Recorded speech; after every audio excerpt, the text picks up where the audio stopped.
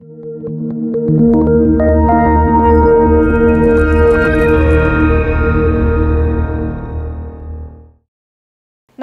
मी वैशाली देशमुख, महाराष्ट्रातील एकमेव academic skill coach.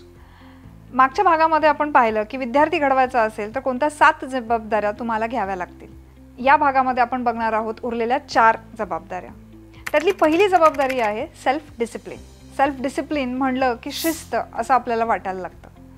पण शिस्त म्हणजे शारीरिक शिस्त आहे का, की ताठ बसा, सरळ चाला, नीट बोला, हे फक्त बिहेवियर शिस्त म्हणू शकतो आपण याला. पण अभ्यासाची एक वेगळी शिस्त असते. जसं रोज 2 तास अभ्यास करणं ही पण एक शिस्त आहे. झोपण्याच्या आधी एखादं पुस्तक वाचणं ही पण एक शिस्त आहे. प्रत्येक विषयाचे नोट्स काढणे ही पण एक शिस्त आहे. अशा अनेक शिस्त तुम्हाला पाळाव्या लागतील. असे अनेक सेल्फ डिसिप्लिन तुम्हाला अंगवळणी लावावे लागतील, तेव्हा तुम्ही अभ्यासामध्ये डिसिप्लिन आहात असं म्हणू शकता. आता दुसरी जबाबदारी, सेल्फ एम्पॉवरमेंट. सेल्फ एम्पॉवरमेंट म्हणजे काय, तर आपल्याला हव्या असलेल्या गोष्टींचे स्वतःला एम्पॉवर करणे, म्हणजे पॉवरफुल बनवणे. साध्या गोष्टी असतात ज्या आपण सोडून देतो. फॉर एक्झाम्पल, एक्सेल शीटमधले फॉर्म्युले हे आपण लक्षात ठेवत नाही, प्रत्येक वेळेस कुठेतरी लिहून ठेवतो. किंवा 11वी-12वीच्या विद्यार्थ्यांसाठी डेरिव्हेशन्स, इंटिग्रेशन्स ह्या गोष्टींचे फॉर्म्युले ते पाठ करत नाहीत, ते कुठेतरी लिहून ठेवतात आणि फिजिक्सचे फॉर्म्युले सॉल्व करत असताना त्याचा तो रेफरन्स घेतात. जर तुम्ही इंटिग्रेशन आणि डिफरन्शिएशन या गोष्टींवरती कॉन्सन्ट्रेट नाही केलं, तुम्ही त्या गोष्टी अक्नॉलेज करून त्याला जर स्वतःला एम्पॉवर नाही बनवलं, तर तुम्हाला फिजिक्स हा विषय नेहमी अवघड जात राहणार आहे.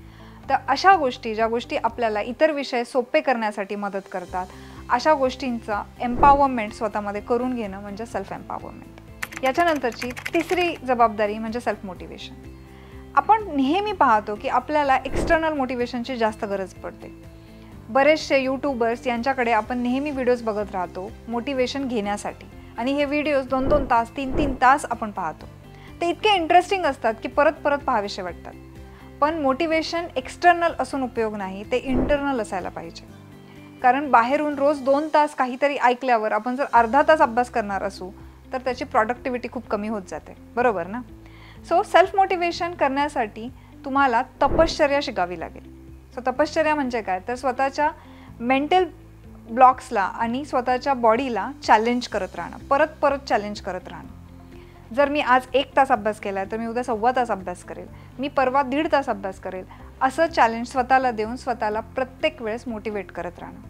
एक काम सातत्याने करत राहण्यासाठी सेल्फ मोटिवेशन हे जास्त गरजेचं आहे दॅन एक्सटर्नल मोटिवेशन. तर सेल्फ मोटिवेशन जागृत करण्यासाठी स्वतःला रोज एक वेगळं चॅलेंज द्या, म्हणजे तुम्हाला दुसऱ्या एक्सटर्नल मोटिवेशनची गरज पडणार नाही. आणि आता सगळ्यात शेवटचं म्हणजे सेल्फ इंडिव्हिज्युअलिटी. स्वतःमध्ये एक युनिकनेस असतो, आपला स्वतःचा एक वेगळा गुणधर्म. त्या गुणधर्माला ओळखण्यासाठी तुम्हाला स्वतःवरती काम करणं फार गरजेचं आहे.